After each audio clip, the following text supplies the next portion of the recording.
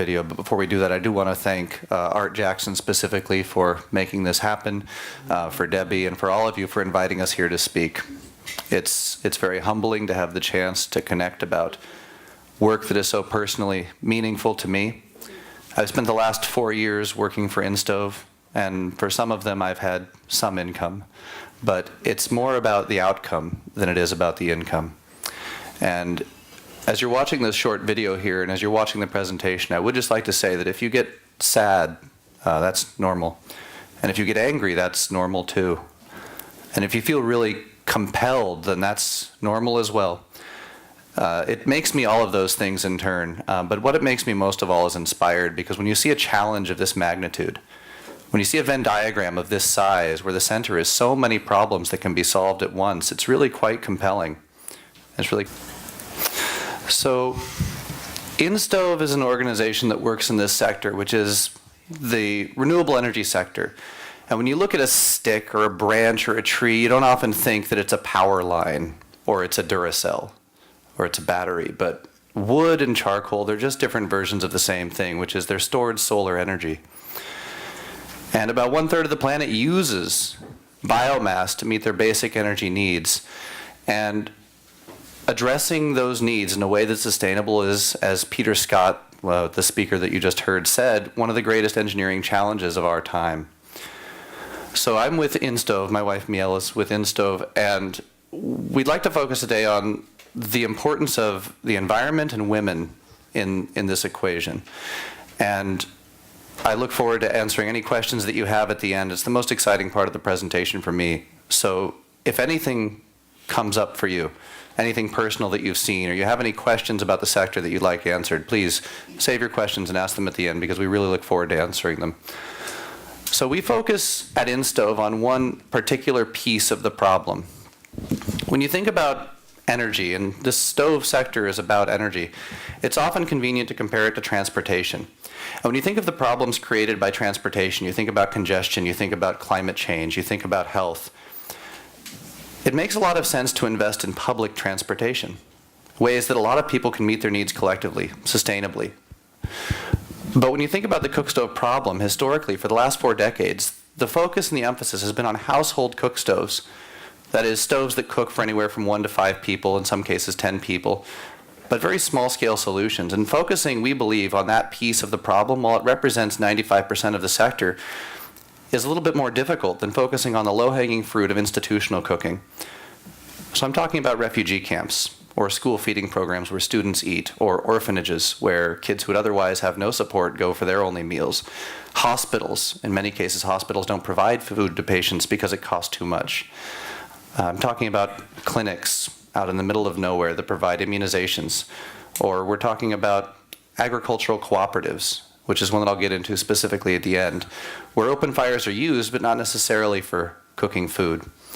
So just to go back over some of those challenges, reliance on solid fuel or open fires for energy needs, for heating, lighting, cooking, it causes a lot of challenges, a lot of problems for the world that we have to overcome collectively. So this is what it looks like when women are cooking over an institutional stove in the developing world. You notice that that's a 100-liter pot. So that's about 25 gallons. Imagine the size of those buckets that you use for tar or for paint, and imagine 5 of those. So that'll feed about 200 people, and those women are going to be breathing the equivalent of about 5 packs of cigarettes just to cook that one pot of food. So this picture was taken in Senegal in 2013 when InStove went out there to celebrate the Magal Touba, which is a festival, a religious festival that brings together hundreds of thousands of practicing Sufi Muslims across the nation of Senegal for this collective celebration. And everybody has to be cooked for. And because so many people are cooked for, it's done on open fires in large pots. And the burden falls primarily upon women.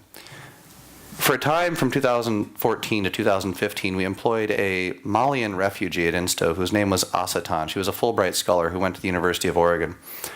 And she opened my eyes to an aspect of the problem that I'd never considered, even though I'd been working at InStove at that point for about 3 years. And she said that when she was living in Mali, she would cook food when her husband had guests. But one of the challenges that she had was that she would cook the food and she would reek of smoke. And she couldn't, with any dignity, serve her husband's guests reeking of smoke. So in order to simply meet the basic needs of her household, she would have to cook, and then she would shower, change her clothes, and then serve her guests. And God forbid that they ate all of the food and wanted more, because the cycle would just simply repeat. And it's a small thing, but the dignity of women's lives is really important here, because as you'll see in this presentation, and it may make you sad, or it may make you angry, or it may make you feel compelled, when you would focus on the challenges and the needs that are faced by women in the developing world, you can achieve a lot more impact than by focusing on the needs of just children or just men, just communities. So the health impact of open fire cooking and indoor air pollution specifically is that 4.3 million people die each year who otherwise wouldn't. So 4.3 million people is actually more than the number of people who die from HIV/AIDS. And it's more than the number of people who die from malaria. It's almost 4 times as much. And it's more than the number of people who die from tuberculosis. And in fact, it's more than all of those combined. So indoor air pollution actually kills more people each year than the 3 biggest recipients of international public health aid. And that doesn't even take into account the morbidity or the injury that's associated with indoor air pollution or open fire cooking. So women get burned. And when we say burned, it's not the kind of burn you get when you hit your thumb on the stove or when you spill your oatmeal on your foot. We're talking about life-altering burns, because as you see in these slides, women perch these pots precariously on 3 stones. And that's what the technical term for open fire cooking is. They call it 3-stone fires. Imagine trying to stir a pot, 5 gallons, 10 gallons of food, perched on 3 rocks. It's quite a difficult act, and so they can get burned not just by the pot, not just by the fire, which licks the hems of their dresses and could ignite them there. They could get burned by the contents of the pot as well. And they could also get burned by the steam or the smoke produced. It doesn't take into account the blindness, the optical cataracts, the macular degeneration suffered by women and children and the elderly in these homes. Miel and I went back to the village where she served in Peace Corps just 16 years ago. And some of the women that she knew as teenagers, now in their early 30s, had already started to develop cataracts from cooking over open fires. And it doesn't take into account this statistic, 4.3 million deaths a year. It doesn't take into account the gender-based violence. So going out to gather wood puts women at risk. They leave their family at home, which puts their children at risk. They go out into the forest where they're alone, or possibly in small groups, but in any case, defenseless. And they're often preyed upon. In 2011, when InStove was doing a project in Doloado in Ethiopia, the women broke down into tears after Fred showed them how much wood the stove would save, and they realized that they would only have to make 1 trip for every 10 trips they made before.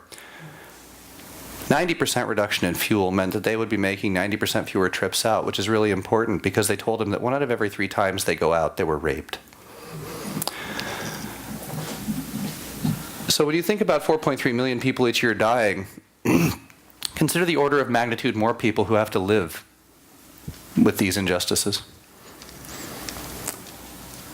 When you're talking about open fire cooking, you're actually talking about possibly the largest threat to climate change in the planet. It causes, as you heard in the video, more emissions than all the cars on the road. But if you want to put it differently, if you want to look at it through a different lens, think about black carbon, which is up to 500 times as climate affecting as carbon dioxide, so the studies say. And open fire cooking, because you're burning biomass inefficiently, produces more black carbon than all of the factories, all the businesses in the world. And it causes more carbon dioxide than all the vehicles. And so you're talking about one of the largest threats to climate change in the world.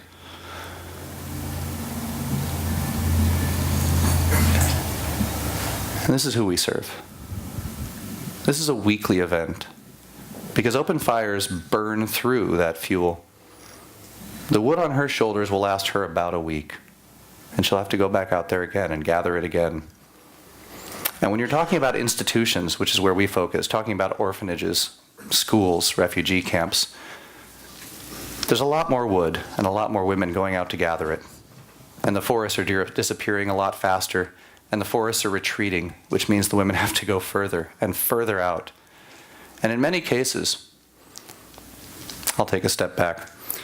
Back in 2015, we invited a group of university students from the University of Redlands to come to InStove and to learn about the problems faced by women in the developing world.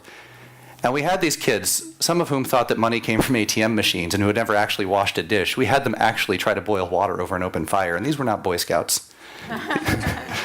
These were children of great privilege and 19, 18. And it took them over an hour to boil a small amount of water over open fires, and they thought it was really, really hard and really uncomfortable, but we were just getting started. We had them gather wood, wrap it with cord. All we gave them was string, and we told them to pile up wood. You had to have at least 40 pounds, and then you had to carry it 2 kilometers to get an idea of what the women are going through. 2 kilometers with 40 pounds of wood on your back. About 1 kilometer out, they turned around because their professor said, no, this is too hard, I've had enough. But when they got back, we said, all right, now imagine that instead of going 1 kilometer like you did, instead you have to go 20 times that, 20 kilometers. And now imagine that men with guns are looking for you in the backs of flatbed pickup trucks because you're in an area where there's regional conflict or instability or a refugee camp. And the only resources available, the only store of value in these denuded wastelands are the copses of trees that haven't yet been harvested. So this is a statistic that always jumps out at me, and it says in summary that while the rest of the world is going to be using more electricity and more natural gas, Africa is going to be using less as a share of its population, as a share of global population. That is, while the rest of the world weans itself off of solid fuel and transitions to more modern fuels or to electricity, Africa's share of the global energy demand is going to be decreasing, but its demand for biomass will be increasing. Right now, there are 660 million people in Africa who rely upon biomass as their primary source of energy for cooking, heating, and lighting. So that's everybody in the United States times 2. Right now, today, is using biomass for all of their energy needs. And by 2035, that number will grow by 50% to almost 1 billion people. So the solution is not get them nuclear power plants, get them solar energy, get them grids, because all of these challenges, all of these approaches run into difficulties of regional instability, last mile distribution, the disruption to the supply chain. Imagine that the grid goes down because of instability. Well, they're going to go back to cooking wood. Imagine the road gets washed out because of flooding. Well, you won't be able to deliver the natural gas to them. So what you need is a resilient solution that uses the fuel they're used to using, but it does so sustainably. And that's where we believe that this is a solvable engineering problem. And when you focus on that low-hanging fruit of institutional cookstoves, you can achieve a lot more impact, significantly more impact, than on the household level. We ran the numbers the other day because we've been making this case for a while because it's so readily apparent that a fuel-efficient bus will save a lot more energy, a lot more fuel than a fuel-efficient car. But it turns out that one institutional stove will have the climate impact of 100 household stoves completely adopted and completely replacing open fires. So this is the challenge we have. How do you build a stove that runs on sustainable wood, sticks, the kind where you don't have to cut down trees? And how do you use those sticks as efficiently as possible so they produce less pollution? So about 40 years ago, the rocket stove was invented in Oregon by a group of unapologetic hippies. They moved off the grid. They lived in tree houses, if you'll believe it. And they asked themselves, how do we live more lightly on planet Earth? How do we take responsibility for our needs? How do we make a model third world village in the first world? And one of the things they developed was the rocket stove. And a rocket stove is just basically an elbow you can see there. You can make one out of cement. You can make one out of a paint bucket and plaster. You can make a rocket stove out of bricks or masonry. There's 100 videos on YouTube that show you how to make rocket stoves. And what it is an internal combustion chamber where you can mix the fuel, which is the gases that come from heated wood, and oxygen. And if you mix them very efficiently, then you end up with less smoke and more heat, which means you get to use less wood. So you can see that when you apply those 10 principles, what they call the 10 commandments of rocket stoves, to the institutional setting, you end up with a stove that looks like ours, which is an institutional stove. What you'll see here is that the pot is sunk into the stove. So you can exchange the heat that comes from the fire, not just with the bottom of the pot, like on your home stove, but with the sides of the pot as well. And because that those heated gases take so much time escaping the stove, they exchange their heat with a skirt that surrounds the pot and with insulation inside, so the entire system retains heat. And then the gases leaving through that chimney cause a draft that pulls in more oxygen and causes very rich mixing to happen. Inside the combustion chamber, it gets up to 2,000 degrees Fahrenheit. But the system itself is 55% thermally efficient. So to go back to the transportation analogy, a Prius, which is the gold standard of fuel economy in cars, is about 35% thermally efficient. We get 20 percentage points more efficiency out of sticks than the best automobile engineers can get out of gasoline. And I have a wonderful picture, which I don't have with me today, of a bird standing on top of the chimney cap while we're cooking in the stove. It's so efficient that by the time the gases leave the chimney is cool enough to touch with your hands. And the entire body is insulated, so you won't burn yourself. So this stove protects against burns. It uses the wood efficiently, and it reduces the emissions. So here's Aprovecho Research Center, the organization that spun out of that hippie commune all those years ago and started focusing on the problem of open fire cooking. And we were incubated there along with several other stove nonprofits. So our mission is to improve health, enhance safety, and reduce adverse impacts or harm to the environment through the design, manufacture, and delivery of improved institutional stoves, and also through education. Any really meaningful social change requires education. It requires communicating why this is important to people who otherwise wouldn't be aware of it. They wouldn't encounter it in their daily lives. It requires outreach like we're doing here today. It requires workshops getting through to the next generation like those university students who came up to our campus. So InStove was founded by Fred Colgan and Damon Ogle. Fred on the left is 65 in that photo. Damon on the right is 63. So they were in their third act of life, you might say.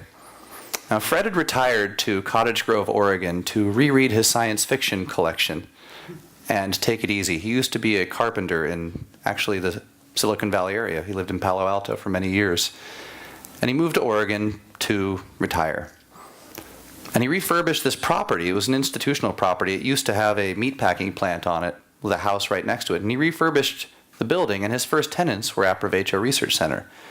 And very soon he got bitten by the stove bug. He was traveling to Rome and to Africa to preach the word of stoves, this transformative technology. And he met Damon Ogle, who was an engineer, who had decided that it makes the most sense when you're focusing on cookstoves to focus on institutional cookstoves. Not just because of the cooking application, but because institutional cooking has so many different applications. And it had been so far neglected by the sector. So Damon's thought was that you use a metal combustion chamber, and that way you can ship it. It'll be durable. It'll arrive intact, and you can manufacture it locally. And so in 2007, he took about 12 samples, different metals, high-temperature alloys that hadn't existed until recently. They didn't exist. They weren't extant when the rocket stove was invented, these high-temperature alloys. And he brought them to Uganda. And he trained locals how to build combustion chambers out of these metals. And he built these stoves in Uganda using local labor. And a year later, he came back. And he found that most of them had burned out, or they'd failed, or they'd been abandoned. But one of them was still working.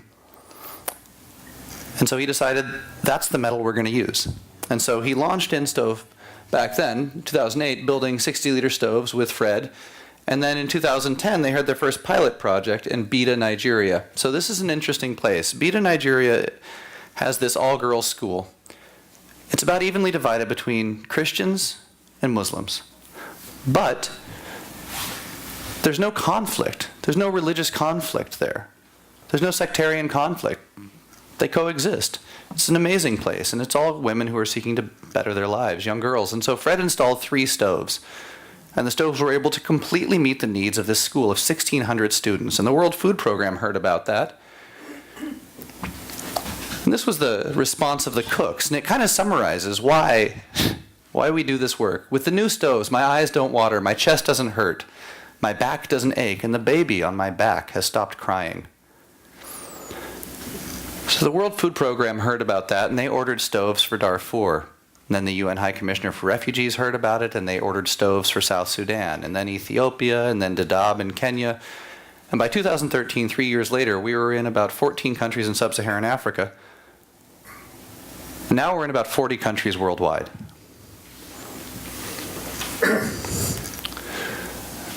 So the model isn't just building a stove. We're not the Apple computer of stoves. We don't want to build the stoves for the lowest cost and export them to markets and make the largest margin. It's not our model. 40 years of stove projects have taught us that the only way to really make a project sustainable is to create livelihoods. It's to create buy-in. It's to help them create incomes for themselves. And so we designed the stove to be built locally using hand tools and semi-skilled labor.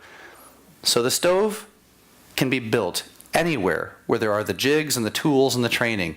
And we proved this model in Nigeria. In the lower right there, you can see a group of Nigerian stove builders in front of a set of stoves that were just built in 2013. So we proved with our stove factory in a box model that you can fit all the materials you need and all the tools you need into a shipping container, send it abroad, and teach people to build stoves. And it takes about 2 weeks to train them and about 4 weeks for them to operate independently. So the stove has been tested. It's been tested in the field by the Public Health Institute, by various universities. It's been tested by the UN. It's been tested by the US EPA. And what they've found consistently is the stove produces 90% less CO. That's carbon monoxide. It reduces fuel use by 75 to 90% consistently. It reduces cooking time by 50% or more. Now, all those things are really important if you're a woman who's breathing smoke and breathing carbon monoxide and spending all of your day on the cooking task. It's not really well appreciated, but there's an opportunity cost that comes with cooking. Whenever a woman is out gathering wood, or whenever a woman is preparing food, or whenever a woman is cooking food, she's not taking care of sick family members. She's not helping her children with their education. And she's not earning her livelihood in any other way. And so there's a drudgery cost and an opportunity cost to cooking. So Damon was excited about the stove's potential beyond cooking. And so he designed this water pasteurizer, which can produce water very rapidly. It produces about 200 gallons of water per hour using about a pencil's weight of wood, so 2 fingers, for each liter of water so produced. So for about 3 pencils worth of wood, you can meet somebody's basic water needs for a day. The stove also works with an autoclave. An autoclave, I didn't know what an autoclave was when I came to work for InStove, but I've learned since that autoclaves are used for sterilizing medical equipment or for denaturing proteins. So there's a lot of applications for them in agriculture, but primarily they're used in hospitals to sterilize equipment. So during the Ebola outbreak, there was a need for autoclaves to sterilize the equipment that needed to be reused and couldn't just be incinerated. And so in 2016, InStove presented to a panel by the World Health Organization on infectious disease control and prevention. And the autoclave now appears in the World Health Organization's catalog of innovative technologies for low-resource health settings. So what the autoclave can do is sterilize about 39 liters of equipment, so scalpels, forceps, bandages, dressings, about 39 liters of equipment, using about 1.5 pounds of wood and taking about a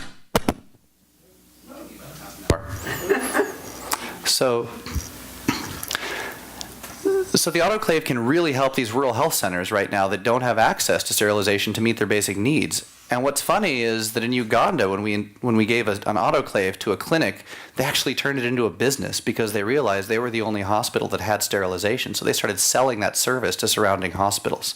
So it became an income stream for the hospital in addition to reducing the incidence of surgical site infections from births or surgeries. So we've worked with a lot of partners over the years. Here are some of the biggest ones. And we have an interesting model. So InStove is a nonprofit, and we collect donations. We collect the support of foundations and the sponsorship of corporate partners to help achieve our mission. We use a lot of volunteer hours to drive our mission.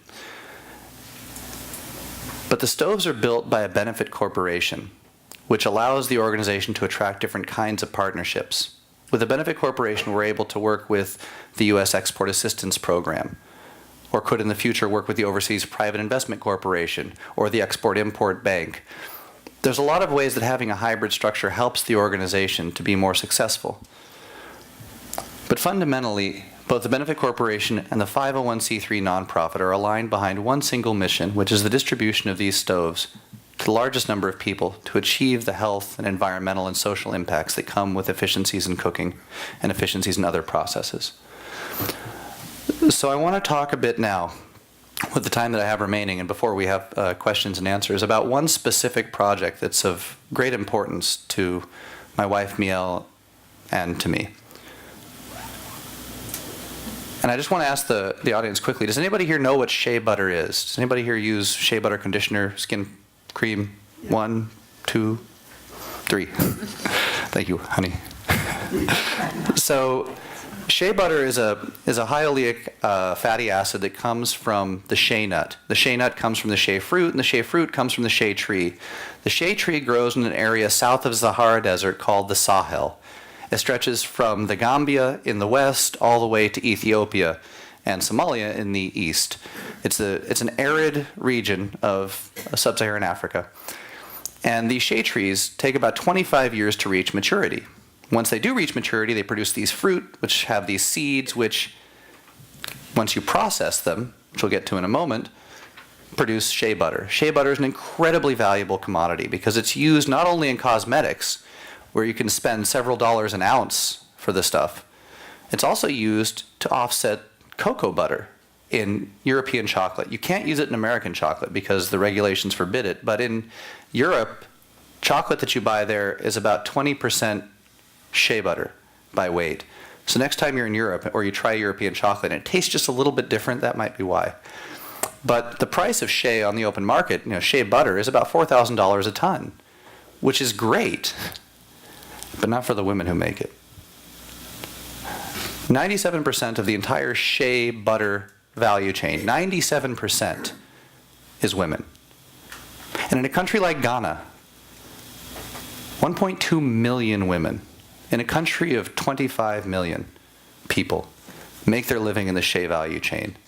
So what does that mean? It means about 6% of everybody, it would be about 4 people in this room, make their living producing shea. So how is shea produced?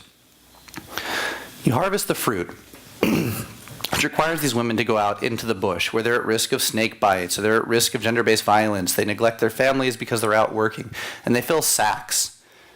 And they can get to be over 100 pounds. And then they walk back with these sacks, and they take the fruit out of them, and they take the seeds out of them, and then they boil the seeds. And that arrests the germination. So they boil these seeds over an open fire. That's the first step. Then they roast the nuts, they dehusk them, and then they mash them up into a paste and they boil them again. And that second stage of boiling allows the oil to separate out from the shea. So there are 2 steps where they're using an open fire for this processing. And there's a third step, that roasting step, where they use a roaster. Now, InStoves can be used on those 2 steps, not on the roasting step, but we have a partner, Burn Design Lab, that's working on an efficient roaster and potentially might use our combustion chamber. But our hope is that by reducing the environmental impact of shea processing, we can help protect the lives of these women, we can help reduce their impact on the forest ecosystems, and we can help them recover some of that value. Because right now, the way that it works is that women boil these nuts at home. They gather them, they boil them, they dehusk them, and then they sell them. And doing it that way, they make a couple of pennies per pound. A couple of pennies per pound for the women who do all of the work. A couple of dollars an ounce on the market for the men who buy it from them and then sell it. There's a lot of value to be recovered right there in the middle. And that's when the women band together into cooperatives and they say, we're going to do this together. And so we went to 3 of these cooperatives in Ghana, Doraemon, Weichao, and Zukpiri. So Ghana is a state that looks a little bit like Delaware. And we went to the upper left of Ghana, right near the border with Burkina Faso. And we went to these 3 communities and we introduced the stove. So just to quickly go into the problems of shea, it's not sustainable. It's one of several industries that these women are involved with to make their livelihoods that consume unsustainable amounts of wood. So it affects the climate. The same way that open fire cooking for meeting your basic cooking needs affects the climate. The challenge, though, is that when you're talking about economic activity like this, when you're talking about business, the bottleneck isn't how many people do I have to feed, and that's how much food I'm going to cook. When you're talking about shea, the bottleneck is how much can I process? How fast can I process it? So the potential for agricultural processing like this to really drive impact is much bigger than in schools or in hospitals or in orphanages, because they're going to burn as much wood as they can to produce as much shea as they can, and so there really is a need to make these processes more efficient.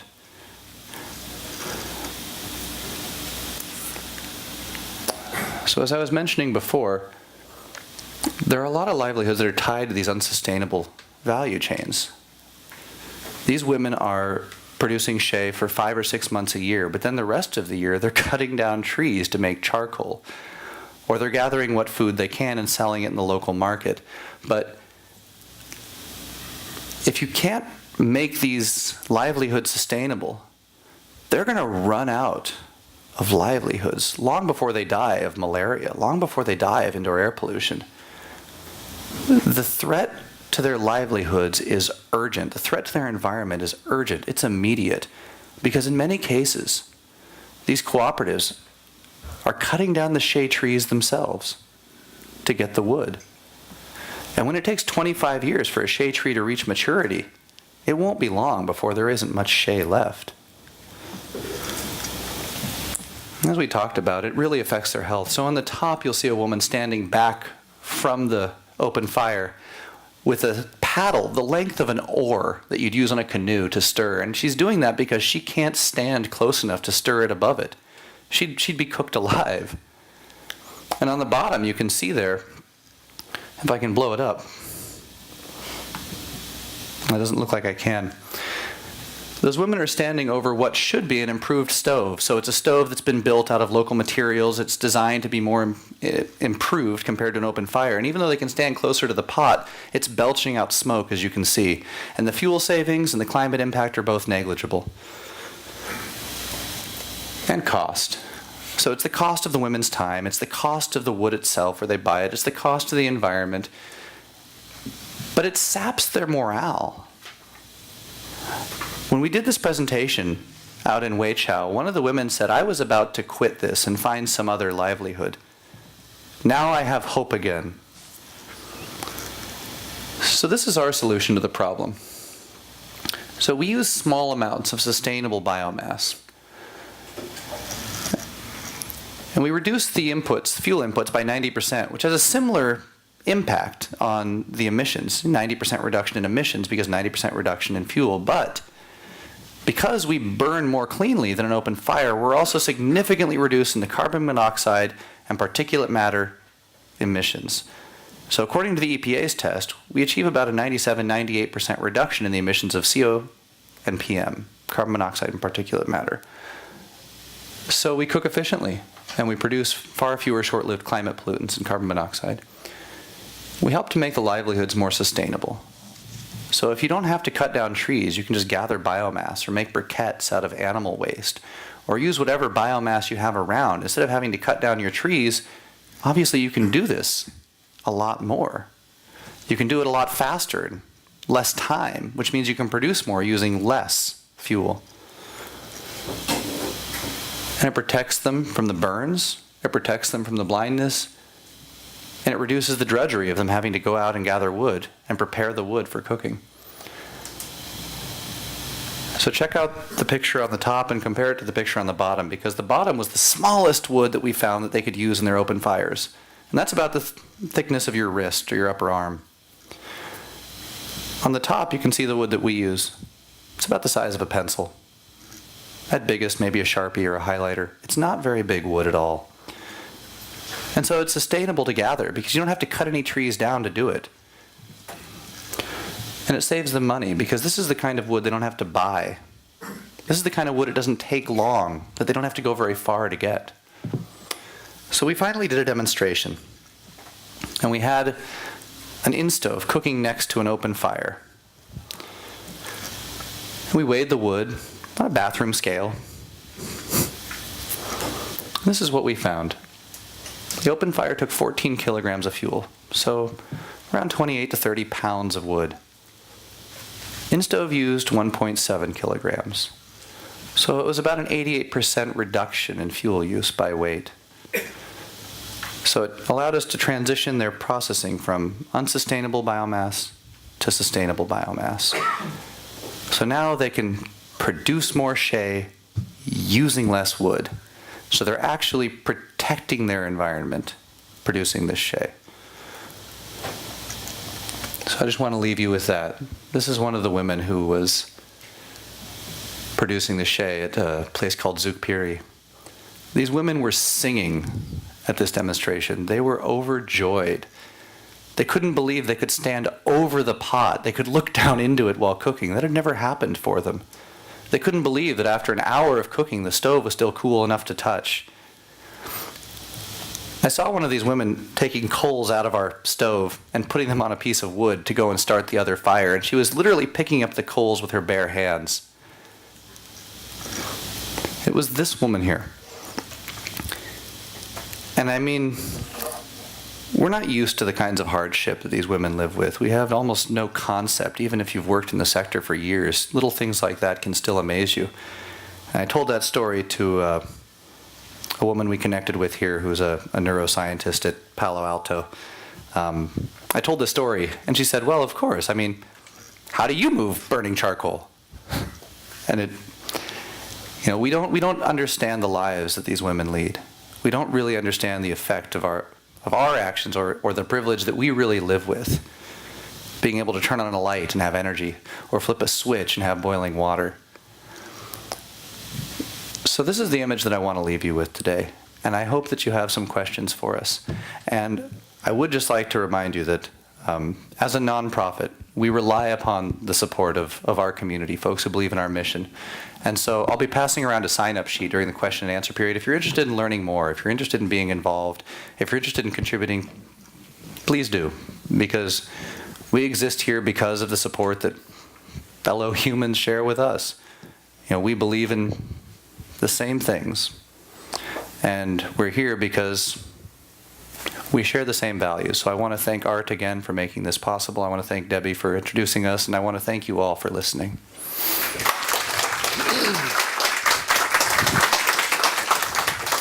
Yeah. There. Yeah. Bob. I have a question. Being an ace engineer, you're putting on time with GE. Wait till you get the microphone. Sure. Oh, and so I'm interested in making stuff. Now, a lot of these are metallic pots and pans.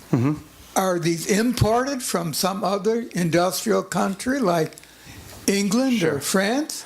In other words, they cannot actually make their own stuff, which is a problem. Sure. Yeah. Now, another thing, we've experimented with solar cooking, and that didn't seem to work because you don't encompass much heat. You can't, maybe you could warm up a liter of water. So I'm interested in these pictures here where they must be stirring up, 10 or 15 gallons at a time? Yes. So these women are cooking for how many people? So there are a lot of other questions, but I'll let it go at that. Okay, thank you for those questions, Bob. So just to repeat quickly, the questions were, how can all of the materials be produced locally, or are you importing some of the key materials? And the second one was about behavior change around alternatives, if I'm correct. You mentioned solar cooking. Okay, so the answer to the first question is that in many of the places where we implement, so for example, Ghana, Haiti, Kenya, there isn't the metal industry to produce high temperature stainless steel alloys. There isn't an industry that'll produce these custom pots that we need to work with the stove. And so in order to set up local production, there are typically some materials that need to be imported. And those may include the pots, they may include the precision cut parts, either laser cut or plasma cut parts for the combustion chamber. But the goal is, as much as possible, to source those parts locally. And so we did a bill of materials analysis in 2014 in Kenya to find out how many of these parts could we source locally. And what we found was we could reduce the cost by about 52% sourcing things like insulation and mild steel and fixtures locally. We didn't need to import those, and that's great because then you don't have to pay the shipping costs or the import duties. You really want to create local buy-in. You really want to have local vendors wherever possible, and sometimes it just isn't possible. So that's the answer to the question, is that the local factories, local production units will be able to use local materials wherever possible, where those materials exist on the market. But where they don't, they'll have to be imported. The second question is around solar cookers. So it's important to recognize that InStove is an amazing solution, and I advocate for it wherever it makes sense. But I'm not going to sell a 60-passenger bus to a 4-person family. It's not the right commuter vehicle for them. Likewise with InStove, we focus on institutional settings, and so we're not the right stove for 95% of situations out there where cooking is being done. And oftentimes there are fuel changes. So anytime you change the food that you're cooking, like the flatbread they eat in Ethiopia, or the rice that they eat in Zambia, or the porridge they eat in Kenya, every time you change what you're cooking, it changes the vessel, which changes everything about the engineering, the dynamics of the heat transfer, of the fuel use. So every time you go from one country to country, community to community, the entire engineering problem may change. And so a part of our work is identifying where the stove makes sense, trying it out, and seeing if it's adopted. The beauty of working at the institutional level is that often the adoption decisions are driven by costs. So does this save money? And because it saves so much money, the adoption rate is extremely high. What we've been able to do in the last 2 years is partnering with a nonprofit called NextLeaf. We're able to actually install a remote sensor that reports data back that can be viewed from anywhere on the internet, because the data is reported to a server in California using cellular networks, or it can be retrieved using Bluetooth if you're local to the stove. So these sensors record how much the stove is used and what kind of impacts it's having. So we know precisely to the hour, to the minute, to the second how much the stove was used, and we can figure out from that how much fuel was saved and how many emissions were averted. So adoption is a huge challenge. Okay, And there's other questions. Sure. Okay. If you keep your answers a little shorter, because there's lots of questions, there's very little time. And I have a short question. What metal did you, end up with when you said you tested several different metals? Which alloy was the one that worked? And also, have you approached people like Bill Gates and other billionaires who are funding Africa projects to get them to partner with you in this? Sure. First question was the metal. The second question was, who have we approached? The metal is 310 stainless. Our more recent stoves use 610 stainless, which is a little bit more expensive, but it's a stainless steel alloy that resists high temperatures. The second question, have we approached Bill Gates? The answer to that is that Bill Gates has an apparatus around him designed to prevent people approaching him. So we have spoken with people at the Gates Foundation. What we find is that the Gates Foundation is generally skeptical about Cookstoves because for 40 years we've been over-promising and under-delivering on health. And the Gates Foundation, make no mistake, their primary interest is health, whether that's from nutrition or food security, or whether it's from malaria or polio. He just announced at the Rotary International Convention that he's matching dollar for dollar up to $300 million that Rotary International could raise.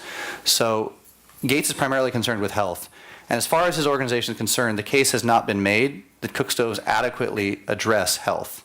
There's a lot of reasons for that. It's quite complicated. I'd be very happy to answer it in more detail. But the bottom line is that the Gates Foundation does not feel there's sufficient evidence base to make the health case for improved cookstoves. I think I'll ask a question myself. What's the evidence that smoke causes cataracts?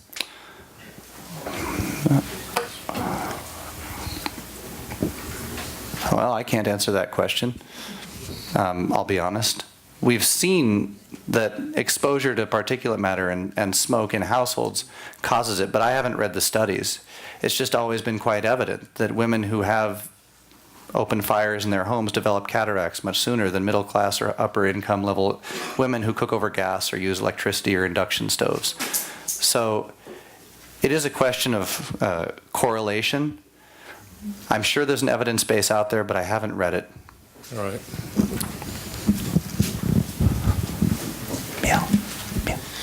Hi, has there been any effort made to do it at a small scale in terms of like you have institutionalized? Is there any engineering challenges that you cannot make it for households? Because you just focused on Africa, but in Asia also, in India and Bangladesh and in those countries, women use open fire to cook. And there is a huge market for it if you can build it for household areas. And also, what are the safety, like it can burst. Have you done what kind of safety standards do you follow to ensure that that will operate in a very safe, I would say, safe environment? So the answer to the first question, do we do household stoves? And the answer is kind of unequivocally no. We don't do household stoves. And the reason for that is because we feel there are really good organizations that do household stoves very well. Burn Design Lab, which was featured early on, makes an excellent household stove using charcoal or wood. African Clean Energy, which wasn't featured but is based in Lesotho, South Africa, makes an excellent and extremely clean chimney-free stove. And it's built by Africans in Africa, and the stoves are sold without any philanthropy or carbon credits distorting the market. In Latin America, Stove Team International produces stoves locally using local materials that are of excellent quality. And all over the world, there are artisanal stove builders that produce stoves that are better than the baseline. But it's not our focus to design the best household stove, because that problem is being tackled by folks who understand that there is a massive market there, and there is a lot of money there, and there is a lot of support there. We focused on the underserved niche of institutional cooking because there isn't as much market and there isn't as much attention, but the impacts, as we saw, they can be 100 times one household stove. And so as an organization that cares about impact, we focus on the institutional level. It's not to say that it's more important. It's just our theory of change. To make the men do the cooking and the wood gathering. Well, that would be a huge behavior change. But there's definitely an element of behavior change anytime you introduce a solution. And you have to work with communities, and you can't ask too much of people too fast. Thank you for this wonderful presentation.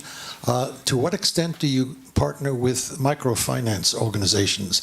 I can imagine that they focus on the household cooking, but there may be some that could get into the scale of manufacturing for your stoves. Well, with microfinance, there's a couple of challenges. Number one, you have to have boots on the ground. Microfinance wants to mitigate against what they call collection risk, which is the opportunity that a borrower might default on the loan. So in order to hedge against the possibility of default, you have to have operations on the ground in country. It also helps, if you're doing microfinance, to have a distribution network and to have partners throughout it that can provide maintenance and support. And so far, InStove's model has been to use philanthropy to enter markets. We want to build toward local production. And once we have local production established, microfinance is a key component there. It's a key component because you have to provide women access to capital to buy the stoves. There was a study by GIZ in 2012. It was repeated a few years later by the World Bank, and they found that the single biggest obstacle to adopting efficient cook stoves was what they called liquidity constraints, or in other words, the poor are broke. And so finding ways to provide financing that's self-paying, I mean, that is, you can pay for the stove and fuel savings. The women were going to buy fuel anyway. By buying 90% less of it, they can pay for the stove and fuel savings. And the model has been tried several times. It's been tried in East Africa with a revolving credit fund backed up by USAID and administered by Winrock. It's being done right now in Lesotho in South Africa in partnership between Kiva and African Clean Energy. There's great potential for microfinance to be a part of the solution, but it's further downstream than our model is right now. Once we open local production, sustainable local production, microfinance will be a key part of it. You're welcome. Are there any other questions?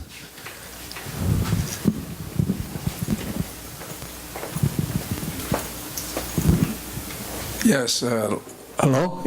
Last week we went to the Bloom distillery process, which converts biomass into alcohol, and I realized their demonstration was at the household stove level. Mm-hmm. Will they think they will be in competition later on to go into institutional alcohol stoves?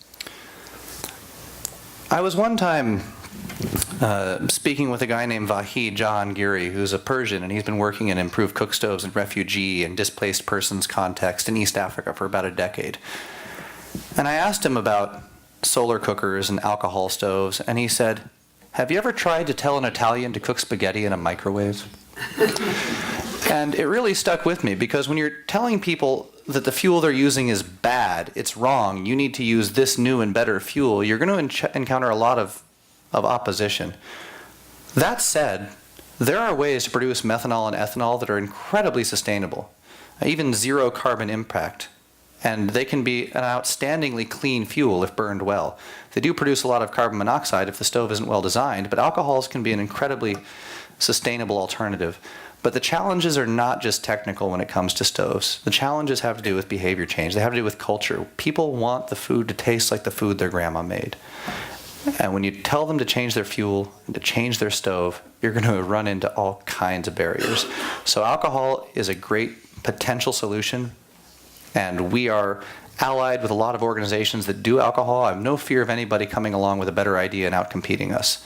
If they've got a better solution, by all means, take it. We're a charity and we're in the public trust. If there's somebody who has a better idea out there, then they've got my blessing. But there's a lot of obstacles to changing fuel type and changing technology. All right, that's all the time we have for questions.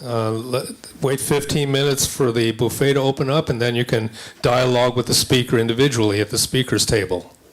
Thanks for the presentation. Thank you.